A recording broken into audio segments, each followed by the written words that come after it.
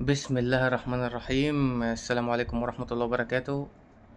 مساء الخير وصباح الخير على أي حد بيشوفني حسب توقيت الفيديو. بصراحة الأهلي حرق دمي يعني. دمي اتحرق وضغطي يعني مش عارف، عالي ووطي يعني خلاص تعبت منهم بصراحة. نفس المشكلة الرئيسية هي إضاعة أهداف سهلة، والمشكلة دي موجودة من بدري، من ساعة لما كان كولر موجود. بس الموضوع دلوقتي مختلف كمان بان في صفقات جديدة والمفروض ان هي ناس يعني على مستوى عالي. مش المفروض انها تضيع بالمنظر ده. يعني شوف كم انفراد بن شرقي على مش عارف، على قفشة، على جراديشار، على على يعني الموضوع صعب بصراحة. الشناوي انا من يعني انا في الفيديو الاولاني اللي اتكلمت فيه على الماتشين الاولانيين قلت هو مجرد ان الشناوي يلعب ده توقع مش تمني، لان انا ما اتمنيتوش ان هو يلعب بصراحه. يعني انا مش حابب اصلا الشناوي ان هو يبقى موجود. يعني انا عندي بصراحه مصطفى شوبير اعتقد ان هو احسن. ما كانش ينفع اللي بيحصل ده، الاجوان بتيجي بطريقه غريبه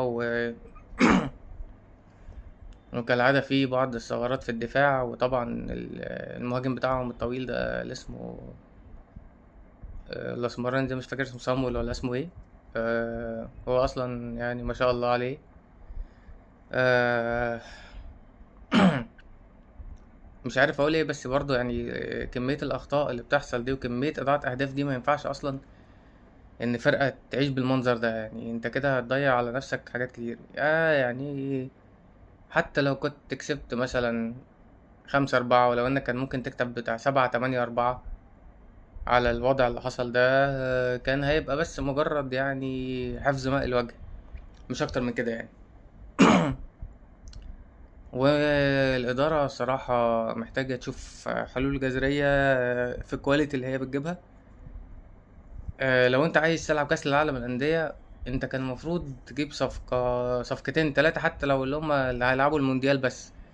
معرفش هم مش موافقين، قالك مش عايز حد يلعب معايا المونديال بس ويمشي. لا طبعا، ما انت عشان تعمل منظر بس هات كام واحد ولعبهم، وبعد كده خلاص مش قادر على المرتبات بتاعتهم طبعا، لان مرتباتهم هتبقى كبيره. فما يعني يلعبوا، اديله مرتب 3 ماتشات 5 ماتشات، وات ايفر عدد الماتشات اللي موجود. طبعا اليو ديانج زي ما انا كنت يعني كان نفسي يلعب من اول ماتش، مش نستنى لحد اخر لحظه.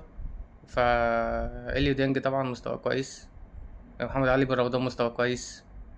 يعني الناس دي يعني ما ينفعش تقعد، الناس دي يجي منها جامد في المستقبل يعني، في الماتشات اللي بعد كده. بس على الاداره ان هي تاخد بالها، لان الجماهير بصراحه يعني اتحرق دمها. شكرا.